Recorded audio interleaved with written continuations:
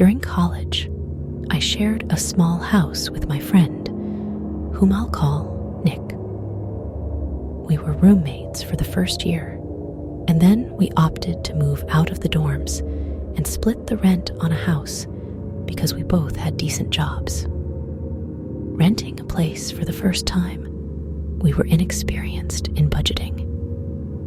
Things seemed fine initially, but nearly a year later, we discovered that our expenses were draining both of our bank accounts. With moving out or finding a new roommate as our only options, Nick and I embarked on a search for someone to share the house with. We reached out to our friends, but none were interested.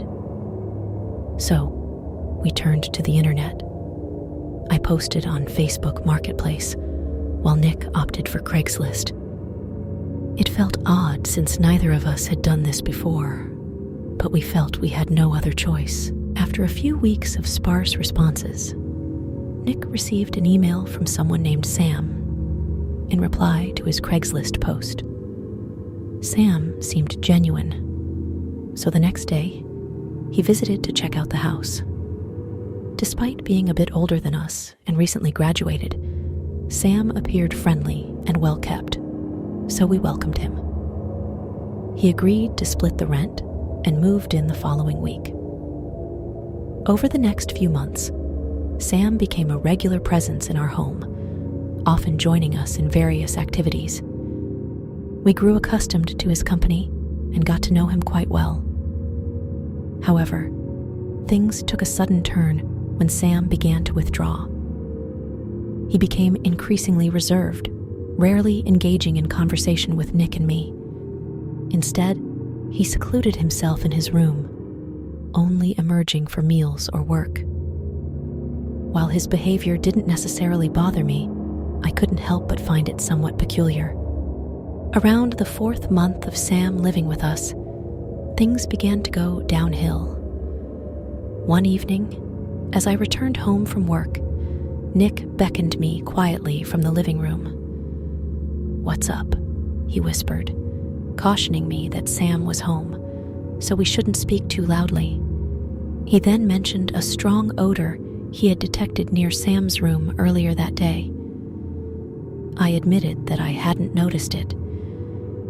Nick gestured down the hall towards Sam's room and suggested I walk past quietly to see if I could detect the smell. I stood up and tiptoed down the hallway towards Sam's door.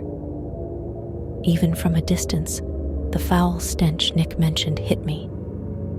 It was truly repulsive and unlike anything I'd encountered in our house before. Nick proposed that we confront Sam about it, and I nodded in agreement.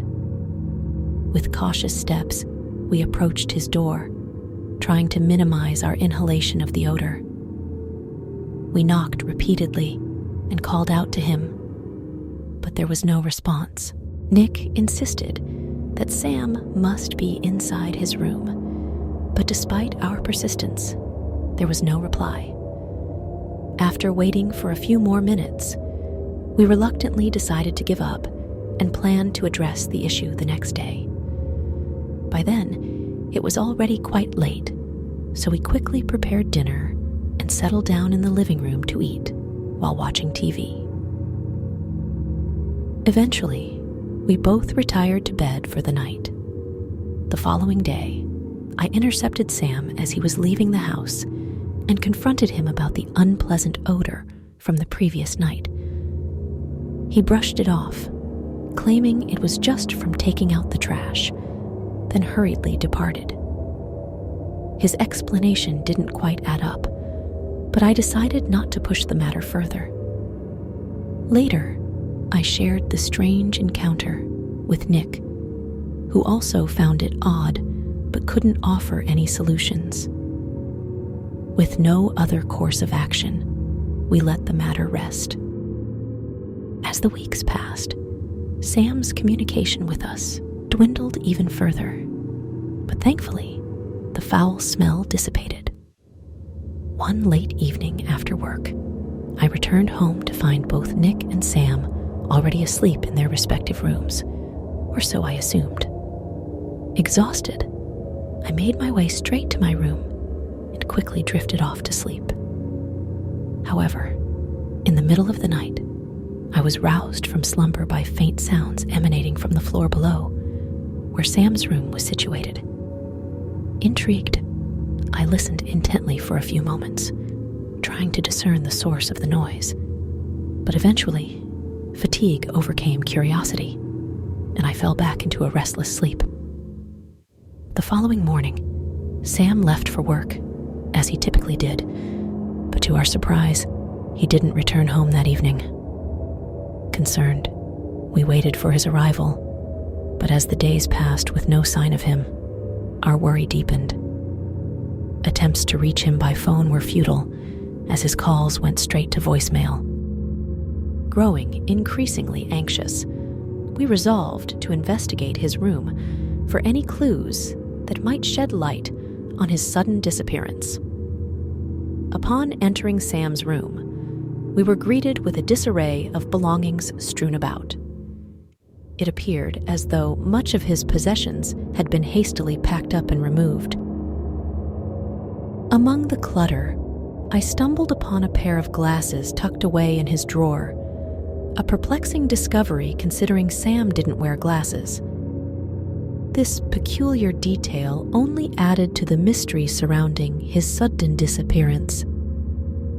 Despite the disorder, it was evident that Sam hadn't simply relocated elsewhere, as his clothes and furniture remained untouched, suggesting a departure without prior planning.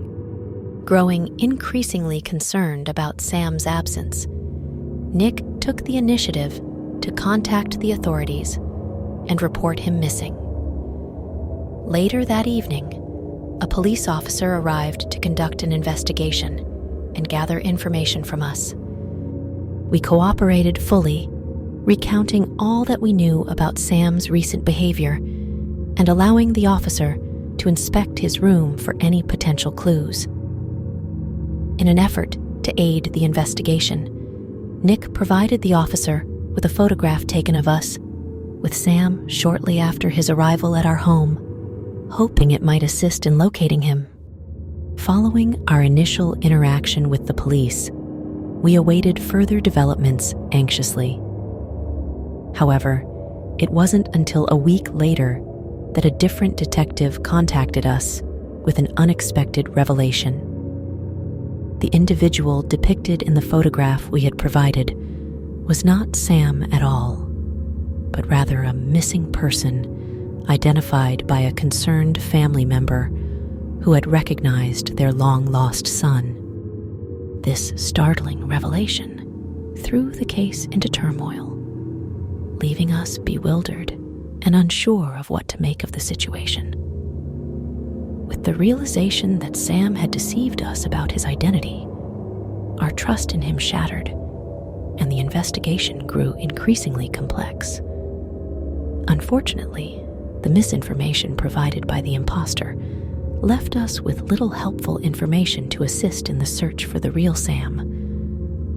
Eventually, our communication with the authorities dwindled, and updates on the case became scarce. We were left in the dark, unsure of the true identity and whereabouts of the man who had posed as Sam. According to the information we received, he was merely an ordinary individual who resided with his family before inexplicably vanishing without a trace. Despite the lack of closure, the eerie nature of the experience lingered with us. The realization that we had unknowingly shared our home with someone who fabricated an entirely false identity and was legally considered missing sent shivers down our spines. It's difficult not to speculate that this individual had motives for evading law enforcement, adding an unsettling layer to the already perplexing situation. As time passed, the mystery remained unresolved, leaving us with a haunting reminder of the enigmatic individual who briefly inhabited our lives.